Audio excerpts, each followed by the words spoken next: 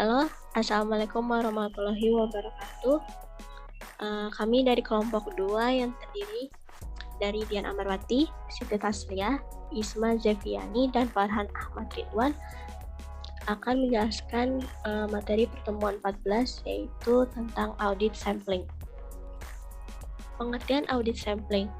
Audit sampling adalah pengujian audit yang dilakukan atas sampel dari populasi bukti audit. Pengertian audit sampling yang lain adalah penerapan prosedur audit terhadap kurang dari 100% unsur dalam suatu saldo akun atau kelompok transaksi dengan tujuan untuk menilai beberapa karakteristik saldo akun atau kelompok transaksi tertentu. Ini berasal dari pernyataan standar audit atau PSA nomor 26. Lalu selanjutnya adalah alasan pengujian sampel. Yang pertama itu karena keterbatasan waktu, tenaga, dan biaya yang dimiliki oleh auditor. Kedua, karena hasil pengujian atas sampel tidak akan berbeda dengan pengujian atas populasi. Validitas pengujian berdasarkan sampel dapat diuji secara ilmiah dan bisa diterima secara umum. Yang terakhir adalah praktik pengujian sampel telah berlaku umum, dipraktikkan pada sebagian besar keputusan ekonomi bisnis, sosial, dan politik. Namun pada umumnya untuk memperoleh bukti bahwa saldo akun yang dicatat tidak salah saji material, asesi laporan keuangan tertentu yang mempengaruhi bukti sampel yang dipakai tergantung pada prosedur audit yang dipakai untuk sistem sampel tersebut. Kemudian ada penerapan pengujian sampel. Audit sampel diterapkan pada dua macam pengujian audit, yaitu yang pertama pengujian sistem pengendalian intern atau test of control, yaitu pengujian atas efektivitas standar prosedur proses bisnis atau yang disebut juga dengan atribut sampel. Yang kedua adalah pengujian substansif atau substantive test, yaitu pengujian atas kewajaran akun-akun dalam laporan keuangan, disebut juga dengan variable sampel. Selanjutnya ada metode audit sampling. Yang pertama ada sampling non-statistika, adalah sampling yang diterapkan dengan tanpa secara eksplisit menggunakan model-model statistika, melainkan hanya menggunakan kekuatan pertimbangan profesional auditor. Kemudian, menurut Guy tahun 1981 mendefinisikan sampling yang sampelnya dipilih secara subjektif, sehingga proses pemilihan sampel tidak random dan hasil penyampelannya tidak dievaluasi secara matematis. Kemudian yang kedua ada sampling statistika, adalah sampling yang diterapkan dengan menggunakan metode dan parameter statistika. Pertimbangan profesional ditetapkan dan digunakan tetapi dalam skala yang terbatas. Lalu ada dua syarat yang harus dipenuhi agar suatu prosedur audit bisa dikategorikan sebagai sampling statistik. Yang pertama, sampel harus dipilih secara random. Random merupakan lawan arbitrary atau judgmental. Seleksi random menawarkan kesempatan sampel tidak akan bias. Kedua, hasil sampel harus bisa dievaluasi secara matematis. Jika salah satu syarat ini tidak terpenuhi, maka tidak bisa disebut sebagai sampling statistik. Kedua pendekatan tersebut mengharuskan auditor menggunakan pertimbangan profesionalnya dalam perencanaan, pelaksanaan, dan penilaian sampel, serta dalam menghubungkan bukti yang dihasilkan dari sampel dengan bukti audit lain dalam penarikan kesimpulan atas saldo akun atau kelompok transaksi yang berkaitan. Panduan dalam seksi ini berlaku baik untuk sampling audit secara statistik maupun non-statistik. Kedua pendekatan sampling audit di atas, jika diterapkan dengan semestinya, dapat menghasilkan bukti audit yang cukup. Kemudian ada pilihan metode sampling. Yang pertama, kedua sampling sama-sama baik dan sama-sama bisa digunakan. Efektivitas sampling ditentukan oleh tingkat kompetensi pengguna metode sampling. Yang kedua metode sampling juga sama-sama mengandung resiko salah dalam menyimpulkan hasil sampling, baik resiko sampling maupun resiko non-sampling. Dasar pemilihan metode sampling. Dasar pemilihan metode sampling terdiri dari pertimbangan biaya dan manfaat atau cost and benefit, lalu volume dan karakteristik transaksi, kemudian tingkat kompetensi dalam menggunakan metode sampling. Di sini juga ada manfaat sampling statistika, yaitu penentuan sampel lebih efisien, pengukuran kecukupan bukti lebih terarah, pengevaluasian sampel lebih terarah, memudahkan auditor di dalam mengkuantifikasi dan mengontrol resiko sampling. Lalu di sini ada resiko sampling. Yang pertama pada pengujian pengendalian, yaitu ada the risk of assessing control risk too low, yaitu disebut juga dengan the risk of overreliance atau resiko terlampau percaya terhadap SPI, atau resiko membuat kesimpulan SPI efektif padahal tidak efektif. Dapat diartikan juga resiko penentuan tingkat resiko pengendalian yang terlalu rendah ini, yaitu menentukan tingkat resiko pengendalian berdasarkan hasil sampel terlalu rendah dibandingkan dengan efektivitas operasi prosedur atau kebijakan struktur pengendalian sesungguhnya.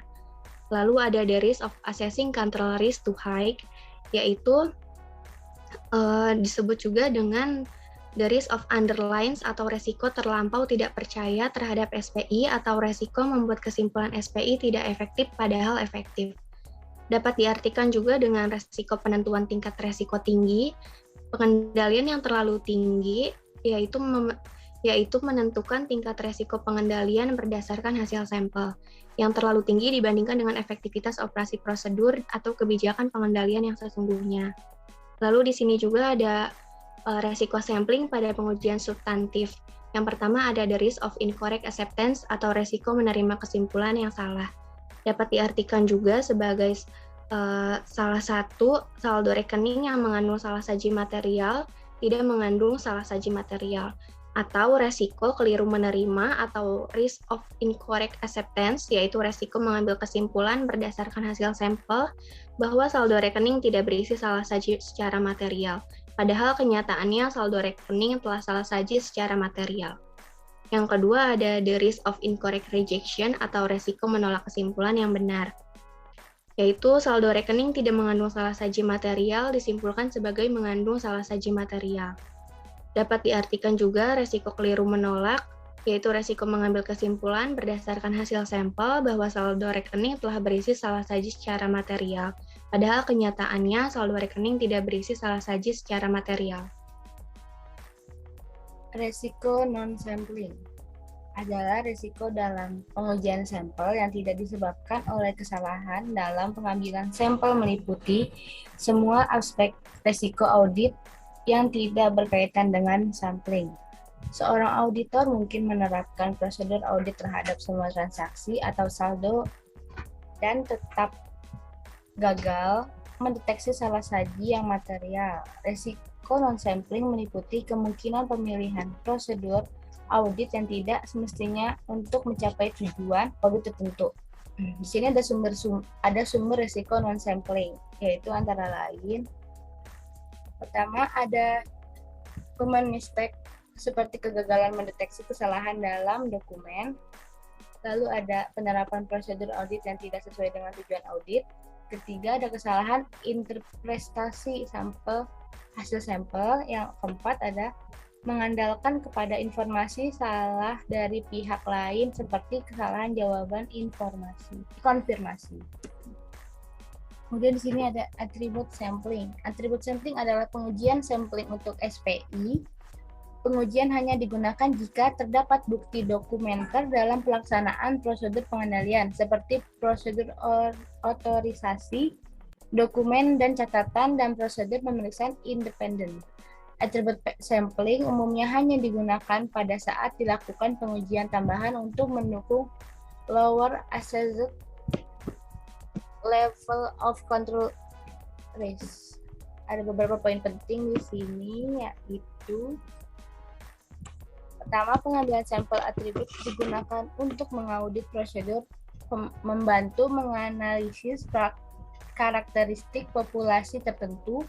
Proses statistik ini membantu menentukan apakah pengendalian internal diikuti. Proses tersebut melibatkan pengambilan sampel dari aktivitas tertentu seperti membayar faktur dalam jumlah tertentu, kemudian menganalisis proses itu. Metode pengambilan sampel. Random number sampling adalah pengambilan sampel dengan menggunakan tabel angka random. Dalam metode ini, pengambilan sampel bisa dalam bentuk pertama, sampling without reception, angka yang tidak akan digantikan dengan angka lain dalam tabel angka random. Kedua, sampling with replacement, angka yang sama akan diganti dengan angka lain dalam tabel angka random. Random sampling. Contoh, auditor akan mengambil 10 sampel dari populasi faktur yang bernomor 1 sampai 4.000. Pengambilan sampel berdasarkan angka random menggunakan 4 angka pertama dimulai dari baris ke-6. Nomor faktur terpilih adalah seperti tampak dalam tabel berikut. Dan di sini dimulai dari baris ke-6 dengan nomor faktur 92870, terus baris ke-7 nomor faktur 00500, baris ke-8 34862,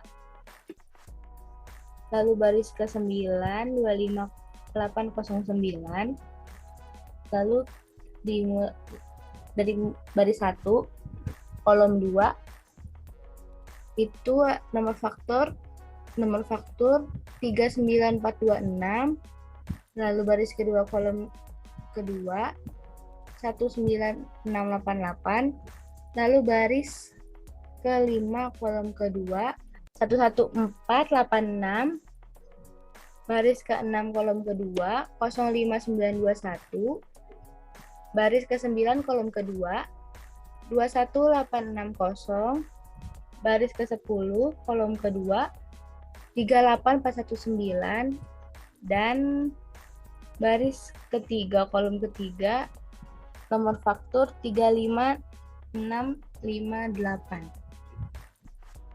Systematic sampling. Systematic sampling adalah pengembalian sampel secara sistematis dengan kelipatan atau interval angka tertentu. Misalnya kelipatan 10, 20, 30, dan seterusnya. Auditor menetapkan sebuah interval dan membeli item berdasarkan interval tersebut. Yang kedua, angka interval yang dilewati disebut dengan skip interval. Angka interval dapat dihitung dengan cara membagi populasi dengan jumlah sampel. Sehingga jika sampel sebanyak 40 unit akan diambil dari populasi sebanyak 2000 unit. Maka skip interval adalah 50 unit. Jadi itu hitungannya adalah 2000 unit dibagi 40 unit. Yang ketiga, selanjutnya titik awal dari pembelian sampel adalah nomor sampling unit yang jatuh pada rank antara 1 sampai 50 pada tabel angka random sebelumnya. Pertimbangan kualitatif dalam pengujian sampel penyimpangan harus dianalisa penyebabnya, termasuk pengaruhnya terhadap kendalan informasi yang berkaitan. Penyimpangan yang bersifat sistematik akan berpengaruh besar terhadap objek pemeriksaan. Ya, cukup sekian presentasi dari kelompok kami. Kurang lebihnya mohon maaf. Assalamualaikum warahmatullahi wabarakatuh.